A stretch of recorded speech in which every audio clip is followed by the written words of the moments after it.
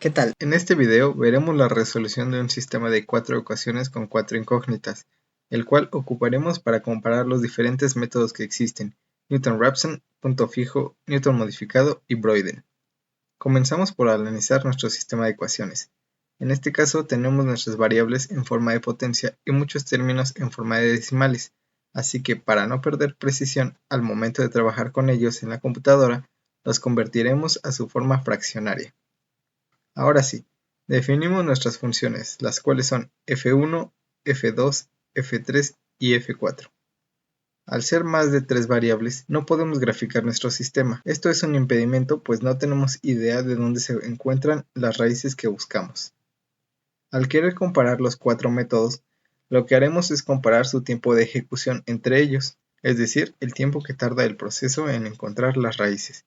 Para ello utilizaremos la función Absolute Timing, la cual calcula el tiempo que tarda en ejecutarse un proceso. De igual manera, evaluaremos su complejidad y eficacia. Esto es altamente subjetivo, puesto que depende del número de ecuaciones, el tipo de estas y el procedimiento de cada método, pero podemos darnos una idea de cuáles métodos son mejores a grandes rasgos. Hacemos uso de la función FindRoot para encontrar un conjunto de raíces, dando como puntos iniciales para cada raíz el valor de 1. Con ello podemos darnos una idea de dónde se encuentran las raíces para la ejecución de los métodos. Iniciamos por el método de Newton-Raphson. Definimos nuestro vector solución, el cual tendrá 4 términos: x, y, z y w. Construimos la matriz de derivadas parciales, la cual nombraremos como J mayúscula. En estas van las derivadas parciales de cada ecuación con respecto a las 4 variables. Cada renglón corresponde a cada ecuación. Y por último tendremos la matriz F mayúscula, en la cual por renglón estarán las ecuaciones de nuestro sistema. En ambas matrices las ecuaciones se irán evaluando en cada iteración con los valores que vamos obteniendo. Ocupamos un ciclo while para generar nuestras iteraciones, donde nuestras condiciones de paro son una tolerancia de una 100 millonésima o máximo 15 iteraciones. La variable x1 nos servirá para ir guardando el valor de x calculado en la iteración anterior y así poderlo comparar con el valor actual. Cuando la diferencia de estos dos sea menor a la tolerancia, el proceso terminará. De igual manera, la variable y es nuestro contador y esta aumenta en una unidad por cada iteración. Vamos igualando las variables a su valor en la posición del vector solución que le corresponda. Para ello igualamos la variable a sol y entre dos corchetes va la posición por renglón y por columna. Al evaluar obtenemos el tiempo de 0.000373 segundos o casi 4 diezmilésimas de segundo y una convergencia en 6 iteraciones. Ya que logramos la convergencia con este método, probaremos el de Newton modificado. Para ello, iniciamos por calcular las derivadas parciales para cada función con respecto a una variable. La variable que escojamos para cada ecuación afectará la convergencia del método. De igual forma, hay que tener cuidado de evitar que alguna de estas derivadas sea cero, dado que las vamos a ocupar en el denominador de nuestra fórmula iterativa. Es por ello que f3 y f4 no pueden ser derivadas respecto a z, ni f1 o f2 respecto a w.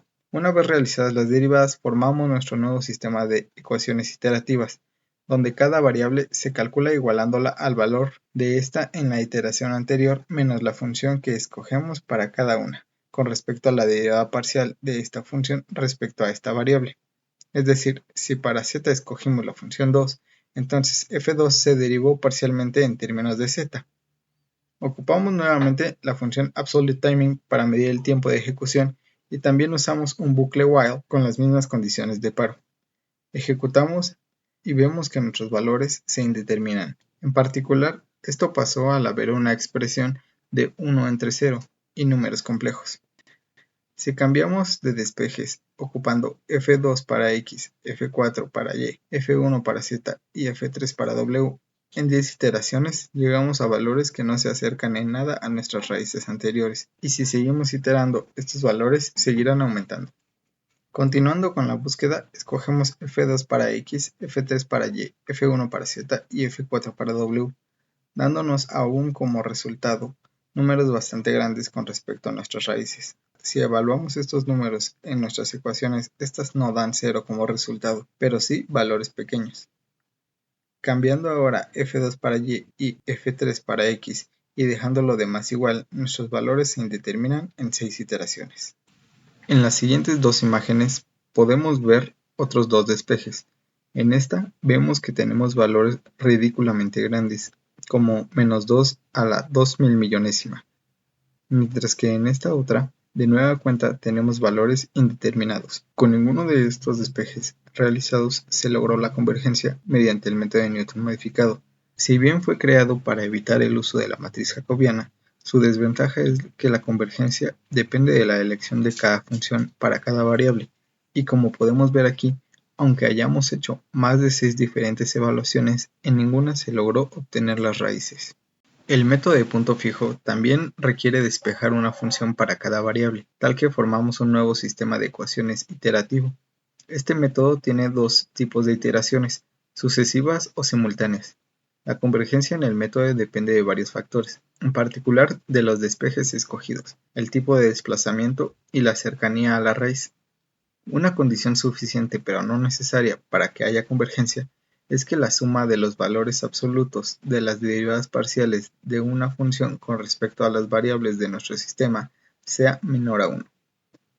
En este primer caso, escogemos f1 para calcular x, f2 para z, f3 para w y f4 para y, con puntos iniciales igual a 0.5. Observamos que ninguna suma de los valores absolutos para la comprobación de la convergencia es menor a 1, por lo cual nuestra condición no se cumple. Aún así, continuamos con el proceso. Como en los dos métodos anteriores, ocupamos absolute timing y un bucle while con las mismas dos condiciones de paro. Tardando 0.033 segundos en realizar 10 iteraciones, obtenemos raíces complejas para nuestro sistema. Valuando las soluciones en nuestro sistema, en dos ecuaciones nos arroja 0 y en las otras dos valores exorbitantes. Realizando varios despejes, los cuales muestro en estas imágenes, no se logra validar la condición de convergencia ni la convergencia para ninguna de las variables, independientemente del despeje utilizado. Podemos decir que influye mucho el uso de logaritmos en nuestras ecuaciones recursivas, dado que si en algún punto las variables toman valores negativos lo suficientemente grandes, los logaritmos nos comenzarán a generar números complejos. Por último, evaluamos el método de Broyden. Recordemos que este método requiere de dos vectores. El primero lo proponemos nosotros y el siguiente lo tenemos que calcular mediante otro método. En este caso utilizamos Newton-Raphson, más aún porque requerimos de la matriz jacobiana para el cálculo de la matriz A en la primera iteración, la cual tiene como propósito reemplazar a la matriz jacobiana en las siguientes iteraciones.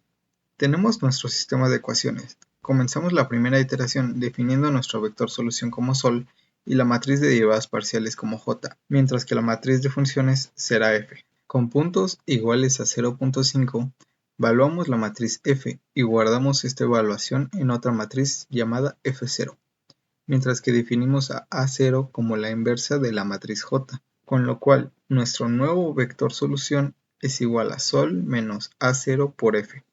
Una vez obtenidos los dos vectores solución iniciales, comenzamos con Broyden, en donde calculamos el vector de x, el cual es la diferencia de la solución actual menos la solución anterior, y el vector de f se define por la diferencia entre la evaluación de la matriz f con los valores actuales y los anteriores. Con ello calculamos la nueva matriz A, la cual sustituye a la matriz jacobiana, y el nuevo vector solución Sol2. Aún no podemos dilucidar si el método está convergiendo, pero indudablemente los valores son más pequeños que los originales. Repitiendo los pasos anteriores donde se van guardando los valores de las soluciones y evaluaciones anteriores, seguimos iterando, con lo cual generamos 6 vectores solución y a partir del cuarto estos tienen más de 10 décimas iguales, es decir, logramos la convergencia en 5 iteraciones. Podría parecer que este método es un poco confuso y laborioso de ejecutar, pero una vez que se logra comprender su estructura y las matrices de las que hace uso, su ejecución es muy simple y más aún logró la convergencia que otros dos métodos no lograron. Espero que este video haya sido ilustrativo. Si quieren ver cualquiera de los métodos que presentamos más a fondo, cada uno tiene un video en este canal. Aquí, de igual forma, les dejo la bibliografía y la documentación de matemática por si gustan estudiar más a fondo. Saludos.